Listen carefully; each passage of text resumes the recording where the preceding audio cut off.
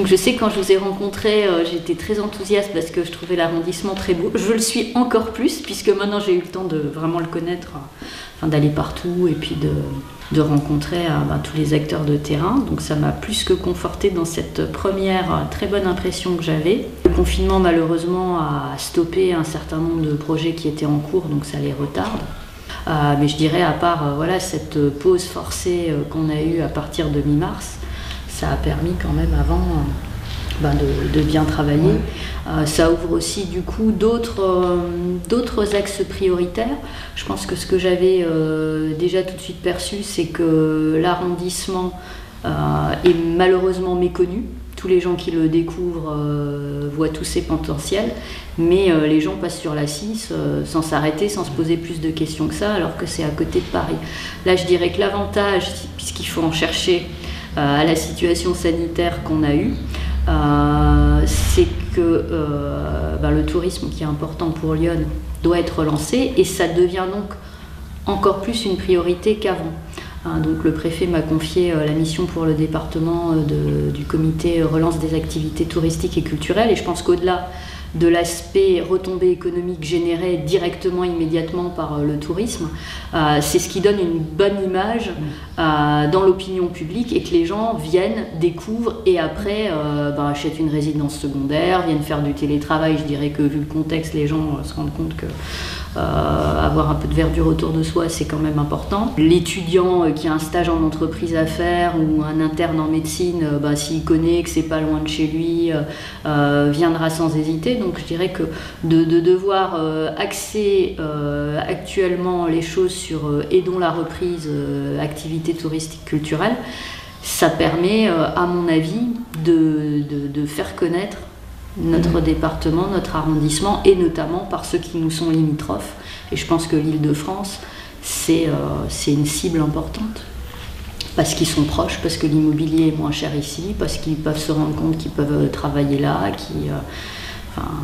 voilà, donc je pense que c'est un point positif. Et donc même si ça m'était apparu d'emblée qu'il fallait faire connaître l'arrondissement, parce que si on perd des habitants, après on perd tout. Il y a tous les services publics qui vont partir, enfin ça fait boule de neige.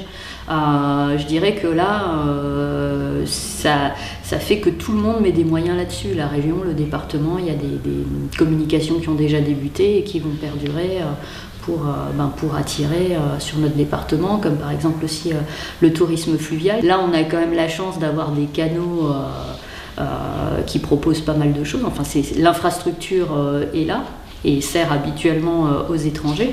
Si on peut comme ça leur permettre d'avoir une nouvelle clientèle, puisque malheureusement ils auront beaucoup moins de clientèle étrangère cette année, et cette clientèle française qui n'était pas leur cible, du coup, devient une nécessité et je pense qu'après quand les gens découvriront le tourisme fluvial, sauront qu'ils peuvent louer un bateau sans avoir un permis bateau, ils garderont ces habitudes parce que je pense qu'ils trouveront que c'est une forme de loisir très agréable. Il y en a pour tous les goûts, il y a un aspect nature fort aussi, ce qui est ressorti c'est que la consommation locale c'est quand même quelque chose à promouvoir.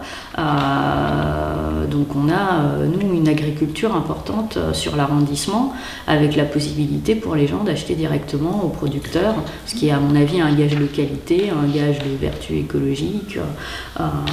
Et donc ça met d'autant plus l'accent dessus.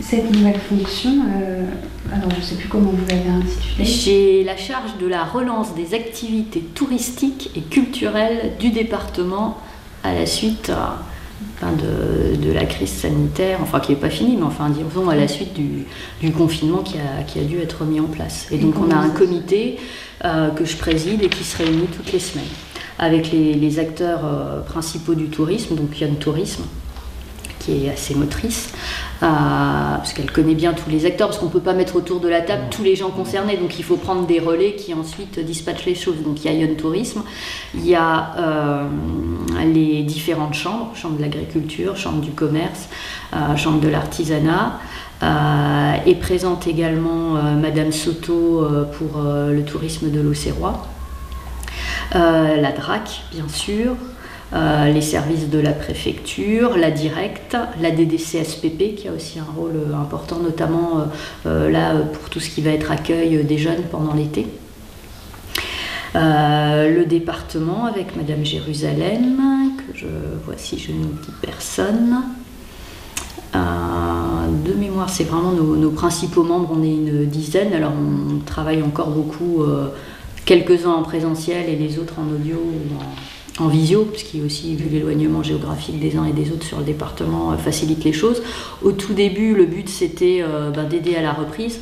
Comme la réglementation a pas mal évolué, au début il fallait des arrêtés d'autorisation d'ouverture pour les musées, les sites, les châteaux. Donc le but c'était de très vite instruire les demandes et les aider à présenter un dossier qui me permettrait de proposer un avis favorable au préfet. Donc ça a permis d'ouvrir très vite un certain nombre de sites.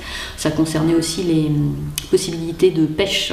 Donc ça concernait jamais beaucoup de pêcheurs, mais voilà, je pense que la dizaine sur chaque étang qui pouvaient retrouver leur activité favorite ont été contents. Après, la réglementation s'est assouplie dans le sens où il n'y a plus besoin de l'autorisation du préfet pour ouvrir un musée, un château. Pour autant, il y a des règles à respecter et je reste un relais pour expliquer voilà, ce qui est possible, pas possible, comment le faire.